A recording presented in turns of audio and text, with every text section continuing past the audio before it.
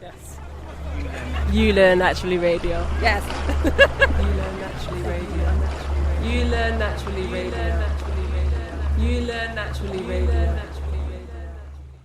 In 1914, a black farmer named Benjamin Carr is quoted saying, "The farmer is the only free man we have in our race." The quote is one of the historical inspirations that drove scholar Monica White to write about the role of farm cooperatives in the black freedom struggle. The book, Freedom Farmers, flips the script on black agriculture from a story rooted only in slavery and oppression to one that details acts of resilience and resistance for black Americans. Monica White is an associate professor at the University of Wisconsin-Madison. Her research focuses on sustainable community food systems with marginalized communities. Monica, welcome to The State of Things. Thank you so much for having me. Talk about why you chose to write this book and what inspired it.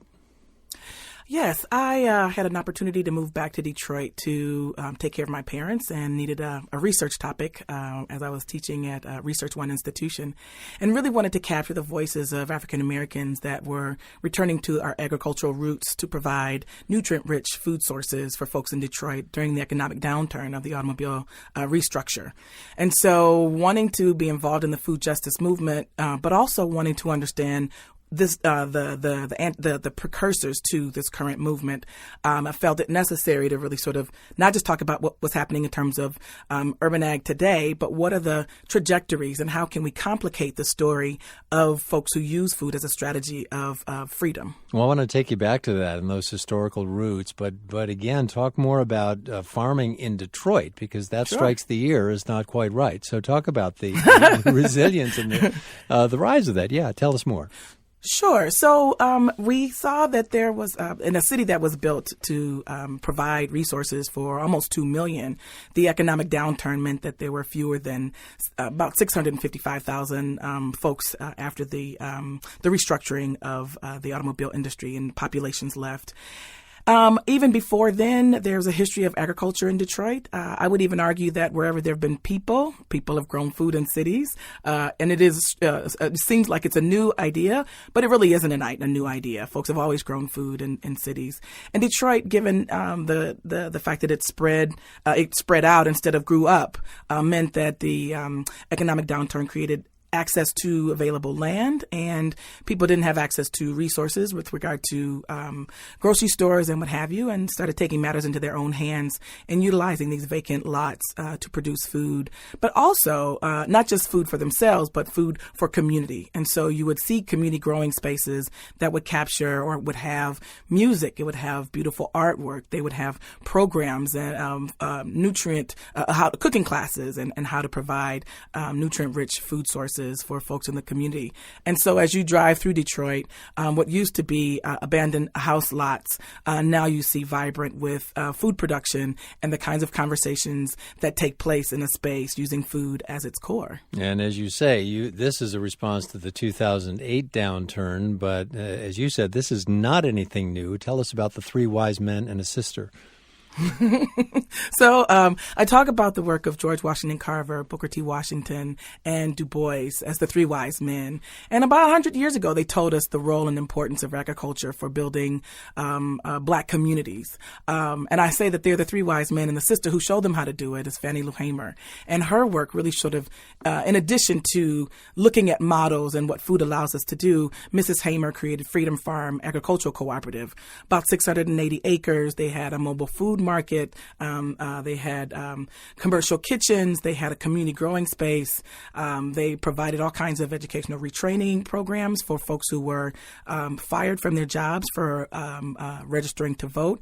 And so what you see happening is that as the agricultural industry was sort of really changing, black labor was no longer needed. And so in addition to that, our voting meant we would not only be fired from our jobs, but evicted from the places that we worked, usually on the land that was owned by the person who, the landowner. Right. And so the complicated part of that is to sort of see how people were taking control of and demonstrating their own agency and resilience by pulling their resources together and establishing cooperatives and collectives. And this is a complicated story because 2 of those wise men, you talk about George Washington Carver and Booker T. Washington, are seen as sort of very conservative in this movement. Some call them accommodationist back back then, and that was not a kind word often in the mouths of Yeah. those who used it. But you're saying, now, this is a much more radical concept than it appears to be, and certainly today. Oh, yes, I would agree. I would agree. I think that to dismiss Booker T. Washington's ideas as only being accommodationist is to really miss the nuance of who he was and what he was able to do. I would argue that he, and I need to really go out and sort of prove this, but I think that he gave different messages for different audiences, and really what he did in terms of, creating this model of Tuskegee University that still exists. The students knew how to do everything. They knew how to make shoes. They built bricks. They built the school. They grew the food, and all the things that were necessary for survival really took place there at Tuskegee. And so I think that in overlooking all that he did for farmers is really to miss an opportunity to examine the role and the importance and often the significance of food production. Well, the other way this gets complicated is because, and as we said, in the introduction, you're flipping the script here because there is an association of farming and agricultural life with slavery and the oppression of rural life, particularly in the South. And who wouldn't want to get away from that? Mm-hmm. So tell us more about how this flips the script and reclaims farming as a source of freedom and resistance. Sure. So I think that when you think of black agriculture or black farmers, we often talk and think about slavery, tenant farming, and sharecropping. But I think that to talk to and to listen to folks like your opening quote or Reverend Paris, who says you can free yourself when you can feed yourself, within that becomes this narrative of how do we, using the earth as an ally, use the earth to grow food. What does food allow us to do? It allows us to provide for ourselves, but also provide for community. And then, even today in Detroit, Baba Malik Yakini talks about food as a strategy. But if we can control our food source, can we also think about community education? Can we also think about other ways that we can make some claims in terms of what we should have access to, and also demonstrate our own agency and resilience by showing what that looks like? So I think that these food conversations have always been not just about providing for ourselves, but providing collectively. And then once we are able to feed ourselves, and what are the other kinds of things that we're able to do? I'm talking to Monica White from the University of Wisconsin-Madison. Her book is Freedom Farmers. It's available now. She's going to be speaking at the Center for Environmental Farming Systems Farm to Fork Annual Sustainable Agriculture Lecture. That's Thursday in Chapel Hill. The event is ticketed. We have information at our website, stateofthings.org. And again, you talked about communities being together. You've said that several times. You looked at the role of cooperatives throughout the history of farming and, of course, American history. And black cooperatives, many of the ones that you profile in your book, were actually formed in response to very specific kinds of discrimination. So give us some examples. Sure. So as I mentioned earlier, we definitely see this disconnect between or what happens when folks speak out for, or even register to vote, right? You're fired and you're evicted. And so it is within this backdrop that there had already been some organizing around civil rights conversations, but also the need for a voice to speak about the lack of access to nutrient-rich food. And so knowing that folks were growing various like tobacco or cotton or soybeans, and these were cash crops, but if we can grow those kinds of crops, can we also grow the kinds of food crops that can be used for our communities, but also use that in terms of shared various food hubs and other kinds of strategies that they were able to engage and to enact, especially during the late 1960s. And I think, even in the book, sort of mapping out how much folks were, working toward improved food systems, I think is something that is often overlooked. Yeah, and those systems included the inputs. So when white retailers and wholesalers refused to sell oil to black farmers who registered to vote, many of those black farmers formed a cooperative and then provided their own. So it wasn't only agriculture; it was all of the inputs, right? That's right.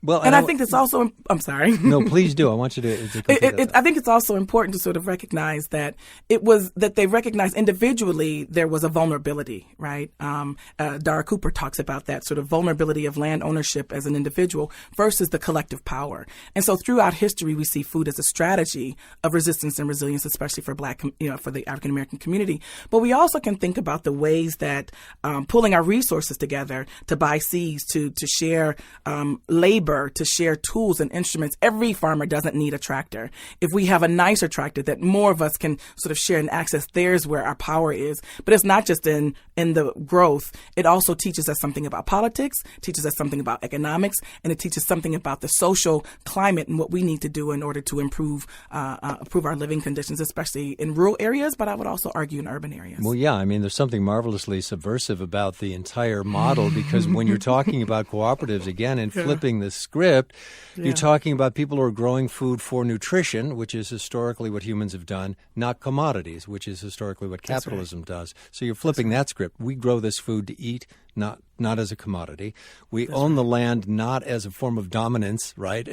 Playing monopoly to get the monopoly so that we can then force other people. We're actually cooperating here, and we're sharing the land, and there are going to be fights. There are going to be arguments. So it is interesting in the many ways that cooperatives, land cooperatives and farm cooperatives do turn the story on its head.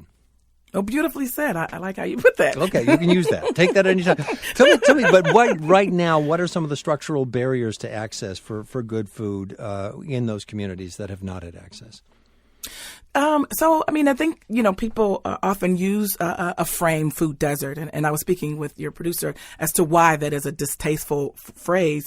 And part of the reason is because we produce enough food to eat for everyone to be fed. But the ways that we distribute it, the ways we process it, the ways we get rid of a third of the food we produce is wasted even before it reaches anyone's table. The ways that we distribute food, the system, the supply chain is fractured. And even in Detroit, we call Detroit food insecure, but there's a lot of food that is shipped into Detroit and goes out through the Eastern market, the wholesale area. So we needed a different way to sort of talk about the disconnect between retailers, distributors, and what have you. And I think that what the food justice movement is asking for, or demanding, shall I say, is that there be a real reconsideration of how of a regenerative model instead of an extractive model. So how can we be in control of food production, food distribution, food preparation, and make sure that we know where the seeds come from and how that food is grown, making sure that it's nutritious for not just myself but my community, and then also how can we then build other kinds of entities and establishments to support that food system, which also supports that community development. So we're talking about healthy, whole communities and not just the individual or a family. Given the fact that I would only push back slightly because you said that system is fractured and so it doesn't get there. It doesn't get there, and it should. But one could argue that it is precisely designed to do just that. That's right. That it is precisely designed to do that. If that's true and that design is working so well for so few people, but it works very well, and those are the people in control. Right. Are these alternate systems you're talking about, are they something that we do in tandem with the governing system right now, or does something have to be overthrown? Will there be too much resistance from the current way that we produce and consume and supply food to your model to actually survive in a sensible or sustainable way? What I will say is that there are successes of the food justice movement. When you go into your grocery store, you can't go into the produce section and not see labeling of organic or sustainably grown local foods and that. I think that is a marker of success for the food justice movement broadly defined, right? And so I think that not in addition to seeing it in grocery stores, I think that there are movements of folks that are creating alternate systems. So I do think that we have a requirement. I mean, at the moment, we go to grocery stores. We do, contribute to GDP in various kinds of ways, in terms of our supplies.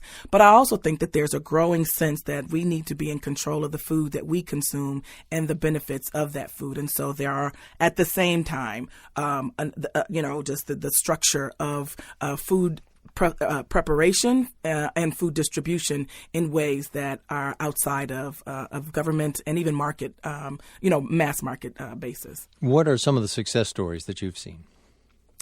Wow. So I would say that Mr. Briquette, who is third-generation farmer from Petal, Mississippi, talks about the importance of a cooperative. He's in Indian Springs, Mississippi. And so he talks about it. Had it not been for the cooperative, he's not sure he would have been able to keep the land in his family since the 1800s. And I hold that example very close to me because I think that farmers, small family farmers, in this current moment, there is a crisis.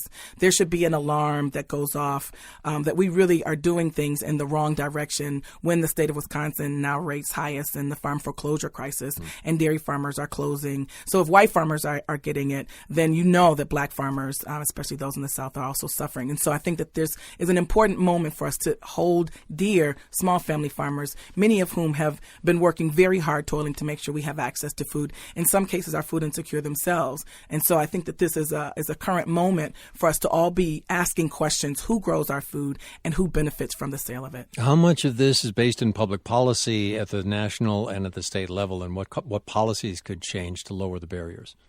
I absolutely think that a lot of the policies, particularly USDA, really privilege the larger farmers, the larger voices, and those who hold a lot of land mass. Also recognizing that they're not the ones that are, for the most part, growing food. It's the small family farmer who grows a lot of our food. So I think that the policy position has to be very clarified to make sure that we provide resources to those who are struggling to hold on to the land and to grow food. Monica White, an associate professor of environmental justice at the University of Wisconsin-Madison. Her new book is called Freedom Farmers. It's available now. She's going to be speaking at the Center for Environmental Farm Systems. It's a Farm to Fork annual sustainable agriculture lecture. Thursday in Chapel Hill. It's a ticketed event, but we do have all the information at our website, stateofthings.org. Monica White, thank you so much for talking with us. It's been a pleasure. Thank you.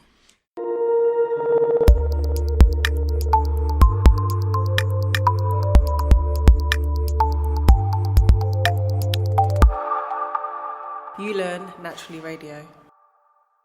To bring the community together, to connect with one another, to learn, to be able to connect, educate and empower.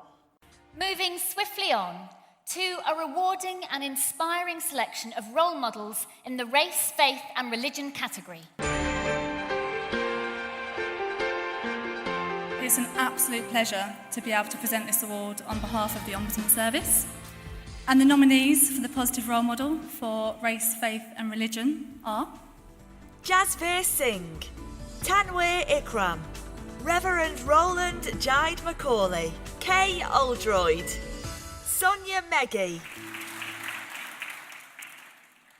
This extraordinary individual serves as the ideal positive role model. They are a determined leader who has been recognised as one of the most influential people of African and African Caribbean heritage in the UK.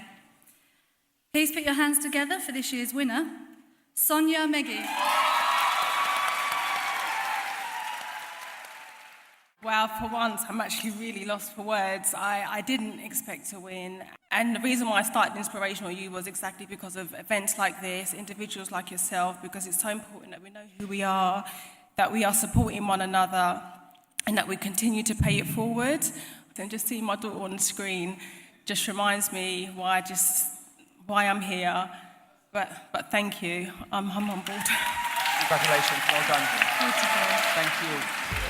I meet far too many women who, once they enter a relationship or once they start their careers or once they have children, they forget about who they were as an individual, and they often feel quite disheartened, and they often feel, where am I? And they're challenged in terms of what they're about and what their purpose is. So I go out and I remind those women that you can and you will. So I encourage them to look at what they can do to start a business, or equally within the professions that they work in, tell people who you are and what you want. Ask that mentor, ask that sponsor if they'll support you.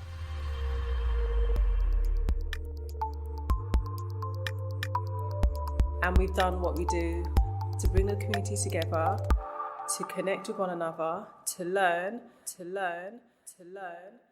to be able to connect, educate and empower. uLearn Naturally Radio.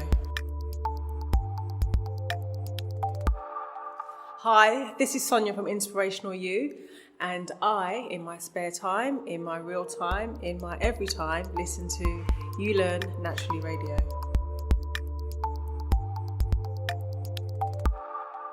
uLearn Naturally Radio. uLearn Naturally Radio. uLearn Naturally Radio. uLearn Naturally Radio. uLearn Naturally Radio. uLearn Naturally Radio. uLearn Naturally Radio.